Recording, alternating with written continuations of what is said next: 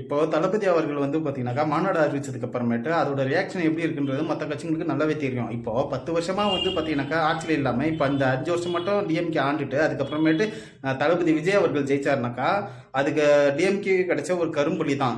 இப்போ இவங்க வந்து இதை ஸ்டடி பண்ணி இதை சரி பண்ணலை அப்படின்னாக்கா அதுக்கப்புறமேட்டு நிரந்தரமாகவே அவங்க வந்து ஆட்சியை விட்டு விலகிற மாதிரி தான் இருக்கும். ஏன்னா மக்கள் நம்ப மாட்டாங்க. இப்போ விஜய் சார் வந்து பார்த்தீங்கன்னாக்கா நல்ல ஒரு ஆட்சி கொடுத்தாருனாக்கா அதுக்கப்புறமேட்டு எப்படி இருக்கும். இப்போ சில பேர் வந்து என்ன சொல்கிறாங்கனாக்கா டிஎம்கேவும் டிவிகேவும் வந்து ஒரே கொள்கையை கொண்டு தான் இருக்கு அப்படின்னு சொல்கிறாங்க. ஒரே கொள்கையை கொண்டு இருந்தாலும் ஆனால் இதில் வந்து நிற்கிறது வந்து வேற வேற மனிதர்கள்.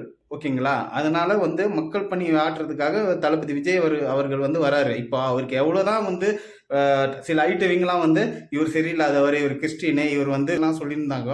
இது வந்து பார்த்தீங்கன்னாக்கா மக்கள் இதை ஏற்றுக்கவே மாட்டாங்க. இவர் ஜெயிச்சாருனாக்கா இதை விட ஒரு கரும்புலி வேற எதுவுமே கிடையாது.